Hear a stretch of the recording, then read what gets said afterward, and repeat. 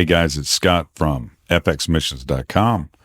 Just a note, I've finished the trilogy of anthologies from the forefront, and all 3 books are currently available on Amazon.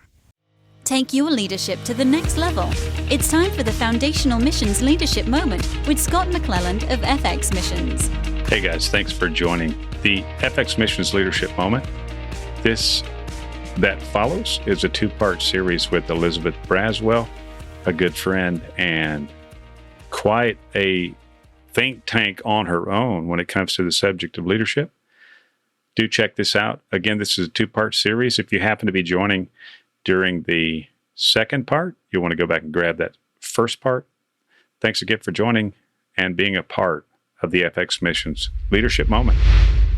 Scott McClelland here for your FX Missions Leadership Moment. Thanks for joining us. Happy to be together today with Elizabeth Braswell, who recently joined us on a forefront recording as well that's coming up. This one plays before the other one, so we're happy to kind of pre-sell her more complete podcast on From the Forefront here on Leadership Moment. Good morning and welcome. Thank you. Wow, 2 podcasts with you. I feel so special. And that's because you are. Oh, thank you, my friend. Well. Wow. We've known each other a day or two, and I really appreciate you taking some time out here to sit in with us. Let me just say a few things that are observable from my perspective about Elizabeth Braswell. You're quite a lady and quite a leader in your own right. You know, I observe that the Lord is doing something in you when it comes to leadership, especially it seems like with other women. Of course, anybody who's smart and paying attention is trying to listen to what you're saying. I really believe the Lord's raising you up to be a voice and to an increasing number of people. And so we want to get behind the curtain here a little bit and find out what's going on the inside of your mind. It's a busy place. That is funny, but true. Oh, goodness. Okay. It's a busy place. That was funny. I enjoyed that. I thought you would. Let's talk a little bit about yourself now. We talked a little more in detail about who you are on the From the Forefront edition, and folks can get that. Just tell us a little bit about you, your family, where you're from, and just a quick rundown there. Oh, gosh. Quick rundown is I'm married to an amazing man, Keith Braswell, that you know and Amen. know and love. He is incredible. We have Absolutely.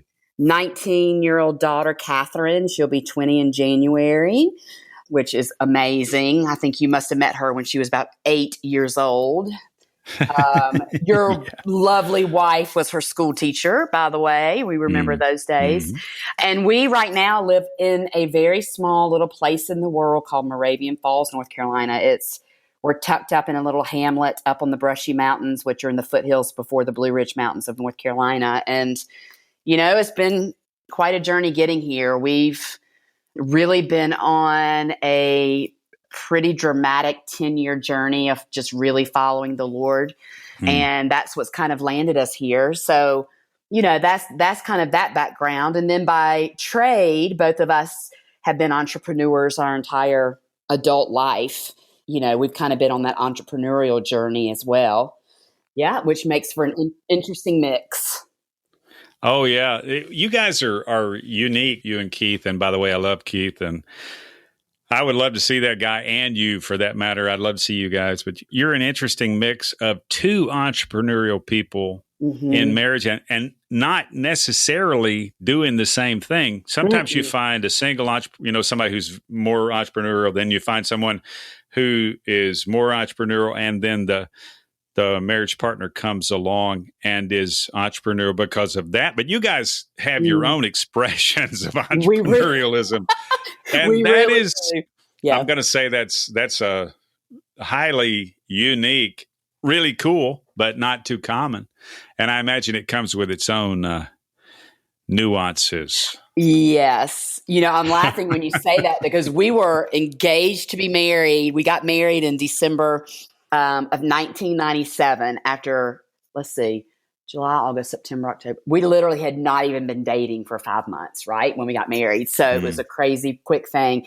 And in November of 1997, 1 month prior to getting married, Keith relaunched another business, and I launched my own business. So we always look at that time of going, what were we thinking? We both launched a business and we were getting married. And you're right. We're so different. And I'm more, and I'm like, okay, well, let's see who's had more lasting fruit with this. It's probably Keith, but I'm more like the big picture visionary, casting vision, super excited, passion driven. And Keith has been, he's the guy that he's super consistent. His entrepreneurial journey has always been in some level of construction. He builds a solid, stable, very, very faithful with the do day in and day out, where I can get really bored with that because I'm a starter. I'm a builder, And so it's been really interesting to try to see the differences in the two of us with that. And I think, we've had our ups and downs with it, but it's also we both gleaned from the different expressions of each other too. Yeah, absolutely. And you guys you're kind of the power couple example that a lot of folks, I think, aspire to. And, it looks good on you guys, for one, but it also looks good in the imagination. The working out of that stuff can be a little more complicated. So I totally appreciate what you guys have done. Who you are, I think, speaks volumes. There's a lot of content in who you are. Appreciate you guys. And it's been good to be your friend. So let's flip back the lid here a little bit since we're talking concepts. Okay. It's not that common to find a lady who's concept oriented. I'm just going to say that. Huh. Seriously. Well, tell me what you mean by that. Give me a little more. Well, you said you're big picture. You're thinking about your visionary. You're thinking about the next horizon after the one you've already thought about. That's unusual in my experience. Interesting. Maybe it's just my exposure, but that's cool. I think in a lot of ways we share that. That's something we have in common. So speaking of concept orientation, I'm interested in knowing what is your concept of leadership? What does leadership mean to you? That's so good. Well, I want to say one thing first is, and don't let me forget that question, but when you're saying, it's unusual in your experience to meet people or women that think like I do, it's making me think that for almost all of us, when you're operating in kind of the way God's made you in that natural bent, it seems like to me, like Keith will sometimes say to me, you don't get it that the way you think and the way that you behave is not usual, that it's unusual. But when we're operating in it, I think we think it's just common because it's so common to us. Does that make sense? So when I hear people say that, I'm like, really? That's kind of, I don't know. I would think a ton of people think like this. So it's just always interesting to me to see that. What is my concept of leadership? I think it's changed so much through the years. I'm almost with the connotation or the way a lot of people view leadership, that there's a turnoff for me for that these days, because I just see it so differently. People will view leadership as the one that's in the front. And I see it as the one who's in the back. A leader to me and leadership, if you're around people and you're a true leader, all the people that you touch and have any influence in their lives, they should begin to look more and more like the truth of who they are. Not begin to start looking like, sounding like you and following only in your footsteps.